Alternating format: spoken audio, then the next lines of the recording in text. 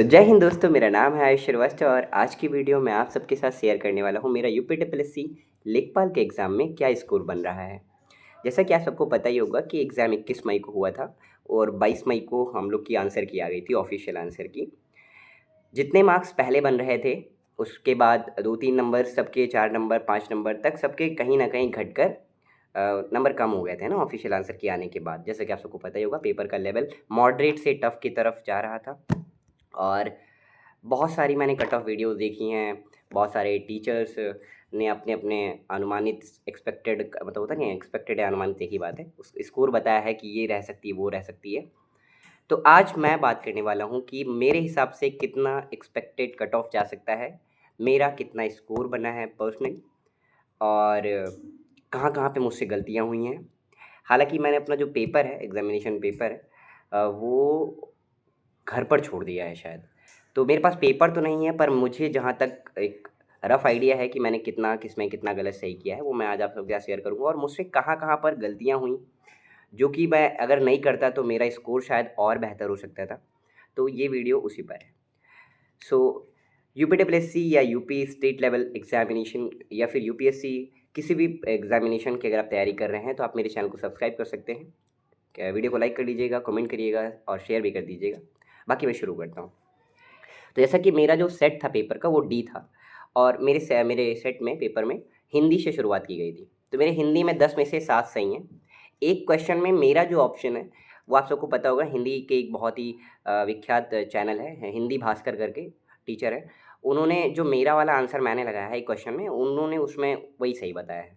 तो हो सकता है अगर आयोग जो है वो दोबारा से कोई ऑब्जेक्शन वगैरह करता है तो वो शायद सही गलत हो सकता है। फ़िलहाल अभी के लिए मेरे उसमें 7 सही हैं, बाकी 8 मान कर चलिए कि सही हो सकता है मेरा हिंदी में। मैथ्स में 10 सही हैं, मतलब एक भी गलत नहीं करी है मैथ्स में मैंने। एक क्वेश्चन था जो सबको फँसाया था, पर ऑप्शन ई है तो ज़ाहिर-सी बात है वो उसका भी कहीं न कहीं यूज़ तो होगा ही, राइट? तो मैथ्स में मेरे कोई भी सवाल नहीं गलत थे, तो ये थोड़ा-सा पॉज़िटिव था मेरी तरफ, मतलब मेरे लिए। बात करूँ अगर मैं यूपी जीके की, तो मेरे यूपी जीके में 17 क्वेश्चन सही थे और यूपी जीके में मुझसे एक क्वेश्चन मुझे आ रहा था, पर होता नहीं है कि अ, वो पेपर का प्रेशर था या मैं मैनेज नहीं कर पाया उस टाइम पर। संभल वाला जो सवाल था 2012, मैंने एक नोट्स में पढ़ाई करी थी, पढ़ा था, सब कुछ पढ़ा था। जिला दर्शन करके पूरा मैंने पूरा वो नोट्स पढ़ा था अच्छे से और मुझे पता था संबल 2012, मैंने पेपर में भी टिक लगाया 2012। पर पता नहीं, मैं जब ऑप्शन गोल करने चला गया तो वहाँ पे मैं सोचा कि यार कहीं योगी जी आए और दोबारा से उन्होंने तो कुछ नहीं बदला, है ना? क्योंकि संबल का नाम 2011 में कुछ रखा गया था ना, पहले पहले संबल था, फिर 2011 में कुछ रखा गया, फिर 2012 में चेंज हुआ था। तो मुझे ऐसा लगा कि कहीं ऐसा तो कुछ नहीं कि योगी जी के एरा में हम लोग पेपर दे रहे हैं, थोड़ा-सा ओवर दिमाग लगा दिया। तो वो मैंने ऑप्शन गलती से गलत कर दिया, वरना मेरे लगभग 18 क्वेश्चन सही होते। फिलहाल 17 सही हैं मेरे यूपी जीके में। कंप्यूटर में मेरे 10 क्वेश्चन सही हैं, 5 गलत हैं, क्योंकि मैं MS word, MS power point और एमएस एक्सेल नहीं पढ़ के गया था, जिसमें से 3 सवाल लगभग इन्हीं सब से थे और 1-2 सवाल तो मैं, जैसे होता नहीं है कि मुझे ऐसा लग रहा था कि मैंने पढ़ा है और उस हिसाब से मैंने तुरंत वो लगा दिया था, ठीक है? तो इस वजह से मेरी गलती हो गई थी मुझसे कंप्यूटर में, 15 में से 10 उसमें मेरे सही थे। और बात करता हूँ अगर मैं एनवायरनमेंट की, तो एनवायरनमेंट मैंने अ, तुक्का ही मारे थे और मेरे सारे तुक्के गलत हैं। तो ये भी थोड़ी-सी एक बात हो गई मेरे साथ। हालाँकि कोई नई बात नहीं है, मेरे साथ आमतौर पे एग्ज़ाम देता हूँ तो तुक्के जो भी लगाता हूँ वो गलत ही होते हैं। तो कुछ नया नहीं था फिलहाल।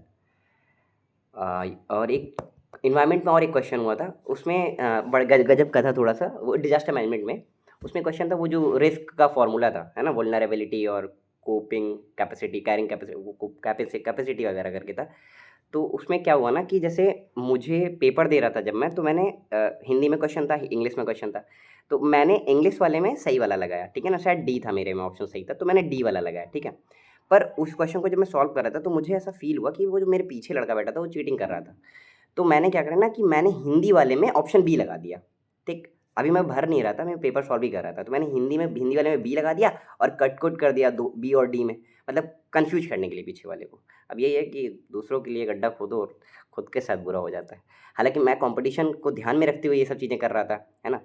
ज़ाहिर-सी बात है भाई, 1 नंबर भी अगर इधर-उधर है, क्योंकि मेरे साथ 10 एग्ज़ाम, मेरे मेरे सामने ये लिस्ट लगी हुई है। मेरे 10 से 12 एग्ज़ाम ऐसे हैं पिछले साल, जिसमें मैं 1 नंबर, 2 नंबर, दशमलव में नहीं हो पाया मेरा फाइनल, ठीक है? प्री भी नहीं निकला। तो थोड़ा-सा मैं इस चीज़ को लेके इस बार बहुत ज़्यादा सजग था। तो मैंने सोचा कि ये कर लेता हूँ। जब मैं ओएमआर भरने चला तो मैं हिंदी वाला शायद देख के भर दिया और मैंने बी बी लगा दिया। जब मैं घर पर आकर देखा तो मैंने देखा यार मैंने तो डी लगाया था वहाँ पे, तो मैंने बी भर दिया उसमें, गोले वाले में चेक करा जब। तो एक इन्वायरमेंट के क्वेश्चन में यहाँ मुझसे गलती हो गई। यूपी जीके में मैंने आपको बताया मुझसे कहाँ गलती हुई। कंप्यूटर में एक दो सवाल ऐसे थे जो मुझे लग रहा था कि मैंने पढ़ा है और मैंने तुरंत तुरंत उस पर टिक मार दिया, तो वहाँ मुझसे कुछ गलतियाँ हुई। ये एग्जामिनेशन हर बार देकर कुछ ना कुछ पता चलता है कि हमसे गलती कहाँ हो रही है और उस पर सुधार कैसे करना है, ठीक है। और बाकी तो जितने भी मैंने तुक्के मारे थे अपने हिसाब से नाम वाले, है ना, जो मुझे लग रहा था कि ये हो सकता है वो हो सकता है, सब के सब गलत है मेरे, जितना आपको पता है वो और उन्हीं नाम की वजह से ही पेपर का लेवल जो था ना वो टफ हो गया था। बाकी कोई बहुत मेरे हिसाब से यूपी जीके जिस लेवल पे पूछी जानी चाहिए थी लेखपाल में नहीं आई थी। कंप्यूटर जिस तरीके से इतना पढ़ा था भाई मैं, मतलब अगर मेरे पास अभी सीट होती, आपको दिखाता हूँ थोड़ा सा, दिख नहीं रही है मुझे, हाँ ये है सामने, ये सामने, एक मिनट वीडियो उठानी, फ़ोन उठा छोड़ो, अब पीछे रखिए आपके ही, इतना पड़ा था, उसमें से कुछ भी नहीं आया था भाई, कुछ भी नहीं आया था। पीवाईक्यू 12 साल के देख कर गया था यूपीडब्ल्यूएससी, कोई भी क्वेश्चन नहीं आया था वहाँ से। तो ऐसा कुछ नहीं था कि पता लगे बहुत खतरनाक पूछ, मैं बहुत खतरनाक खतरनाक पढ़ के गया था, मुझे लगा था कुछ तगड़ा ही पूछ लेगा कंप्यूटर में, लेकिन ऐसा कुछ भी नहीं पूछा था उसने। पूछा था ओ लेवल के क्वेश्चन पूछे थे, बड़े बेसिक से, पर ओ लेवल के क्वेश्चन थे, ओ लेवल में वो सब क्वेश्चन मैंने देखा था। कोई शेयर किया था किसी ने वीडियो, तो वहाँ पे वो सब था। यूपी जीके में तो क्वेश्चन का कोई लेवल ही नहीं था ज़्यादा, है ना, वही बस एक कुछ 2-3 वो पूछ लिया था, 2025 की करंट अफेयर, वो तो मैंने पढ़ी थी तो उसमें आ गया था। बाकी और भी तगड़े-तगड़े करंट अफेयर मैंने सोचे थे कि एक्सपेक्ट किए थे पूछा जाना चाहिए। जैसे मेरे हिसाब से अभी हाल ही में वो जो 2 रामसर साइट बनी हुई थी यार यूपी में, मैंने सोचा था कि वहाँ से सवाल आएगा। मैं बहुत अच्छे से श्योर था, मैं तो अपने 2-4 दोस्तों को भी कहा था भाई ये पढ़ लेना और उसके पीछे का बैकग्राउंड भी पढ़ लेना कि कब कौन-सा बना था, वाइल्ड लाइफ सेंचुरी कब बना था, नेशनल पार्क कब बना था, उसकी हिस्ट्री भी पढ़ के मैं तो गया था पूरे अच्छे से तैयार। ऐसा कोई भी सवाल यूपी जीके में तो फिलहाल नहीं आया था, जो कि ठीक-ठाक वेटेज रखता है। तो वो कोई बहुत बड़ा डिसाइडिंग फैक्टर नहीं होगा इस पेपर के अंदर। मुझे लगता है एनवायरनमेंट, कंप्यूटर, है ना, और थोड़ा-सा जो ग्रामीण परिवेश में जो 1-2 सवाल थे, वो थोड़े से हो सकते हैं, जो एक डिसाइडिंग फैक्टर रहेंगे। मैथ्स भी कोई बहुत ज़्यादा कठिन नहीं आई थी, एक नॉर्मल बच्चा भी कर सकता था अच्छे से, 9 सवाल तो ज़रूर कर सकता था, है ना, विदाउट एनी डाउट, बिल्कुल आराम से कर सकता था। वो एक क्वेश्चन में बहुत ज़्यादा दिमाग लगाने वाले बच्चे ही गलतियाँ करे होंगे और बाकी मैक्सिमम बच्चे जो थोड़ा बहुत कॉम्पिटिटिव एग्ज़ाम की तैयारी कर रहे होंगे, मुझे नहीं लगता उन्होंने गलती करी होगी। तो 10 में 10 कोई करना इसमें बड़ी बात नहीं थी, बिल्कुल भी बड़ी बात नहीं थी, ठीक है। हिंदी में जो काफ़ी अच्छे हैं बच्चे, जैसे मेरे जानने में कुछ मेरे दोस्त हैं, तो वो हिंदी में 9 के लगभग, 8 से 9 के लगभग सही किए हैं, है ना? मैं ही सबसे पुअर हूँ हिंदी में, और सच आपको बताऊँ, मैंने सब कुछ पढ़ा था हिंदी छोड़ के। तो उस हिसाब से मैं ये कहूँगा कि ठीक ही ठाक करके आया हूँ हिंदी में जो भी कर पाया। हाँ, मैं खुद से नाखुश हूँ, तो मुझसे 4 से 5 सवाल ऐसे हुए जो मैंने आपको अभी आपके साथ शेयर किए, वहाँ मुझसे कुछ गलतियाँ हो गई। अब मैं आपको बताता हूँ कि मैंने टोटल कितने अटेम्प्ट किए थे, तो मैंने टोटल 100 अटेम्प्ट कर दिए थे और मेरे सही हैं 72, 28 गलत थे। तो आप जोड़ घटा लीजिए अपने हिसाब से, मेरे टोटल जो रॉ स्कोर बन रहा है अभी के लिए ऑफिशियल आंसर की आने के बाद, वो है 65, ठीक है। मुझे नहीं पता ये कितना डिसेंट है, कितने हद तक डिसेंट स्कोर है, या फिर कितने हद तक बेकार है, या कितने हद तक अच्छा है। पर फिलहाल अभी तक मैंने 99% यूट्यूब पे जो भी कट ऑफ की वीडियोस देखी हैं, किसी ने भी 65 के ऊपर तो कट ऑफ नहीं ही बताया है। इवन मैंने वो एक यूपीटीएससी लेखपाल जो पिछली बार ऑल यूपी रैंक 1 आया था जिनका, उन्होंने तो ऑफिशियल आंसर की आने के बाद कट ऑफ 61 बताई है जनरल की, यूआर की 61 से ज़्यादा नहीं जाएगी उनके हिसाब से, ईडब्ल्यूएस की 58 से 61 के बीच में रहेगी, ऐसा कुछ उन्होंने शेयर किया है, ठीक है। और ये बहुत सारे लोगों की वीडियो मैंने देखी, तो कोई बहुत ज़्यादा कह रहा था, 65 +-2 कह रहे हैं लोग। हालांकि जितना मेरा अंदाज़ा है कुछ वैसा ही है कि 65 +-2 रख कर चलिए यूआर की, ऐसे ही कुछ ईडब्ल्यूएस की 1-2 नंबर कम कर लीजिए, ओबीसी की भी वैसे ही एक आध नंबर का डिफरेंस, फीमेल में थोड़ा सा 3-4 नंबर नीचे ले लीजिए, इससे ज़्यादा का डिफरेंस, मतलब फीमेल भी लगभग लगभग 58 to 60 के बीच में है आई थिंक, तो काफ़ी हद तक वो फाइनल डीबी के बाद वाला जो मेरिट आता है वहाँ तक के लिए सेफ़ है। और अगर जनरल हैं आप, तो ज़ाहिर सी बात है आपका 65 प्लस ही चलकर रखिए, 65 +2, है ना। 70 के लगभग रहेगा, 70 तो नहीं जाएगा, 70 प्लस तो नहीं जाना चाहिए जिस हिसाब से पेपर का लेवल था। और मैंने बहुत सारी टेलीग्राम चैनल पे डाटाज़ भी देखे हैं कि बच्चों ने अपने मार्क्स शेयर किए हैं। देखो जो फेक शेयर कर रहे हैं उनकी बात नहीं कर रहा, एक तो चैनल वाला बढ़िया टेलीग्राम पे डाल के रखा था, मम्मा की कसम है तुम लोग की, अगर अब झूठे मार्क्स डाले तो वहाँ पे बच्चों ने लगभग 30,000 बच्चों का डाटा था, उसमें मैंने देखा था कि 64 से 66 मार्क्स के बीच में लगभग 200-300 बच्चे स्कोर किए थे। और 67 तो कोई था नहीं, ये 64 to 66 हाईएस्ट था। बाकी सबसे ज़्यादा स्कोर लगभग बच्चों ने 50 to 55 में किया था, लगभग 65% बच्चे थे उसमें, ठीक है। तो वहाँ सबसे ज़्यादा बच्चे उधर ही लाई कर रहे हैं, जहाँ तक मैं समझता हूँ। लेकिन हाँ, ये भी आप जानते हो कि इनको कोई बहुत ज़्यादा बच्चे चाहिए नहीं, लगभग 30 से 35,000 बच्चे ही शायद डीबी के लिए क्वालिफ़ाई करें, तो 30,000 के लगभग।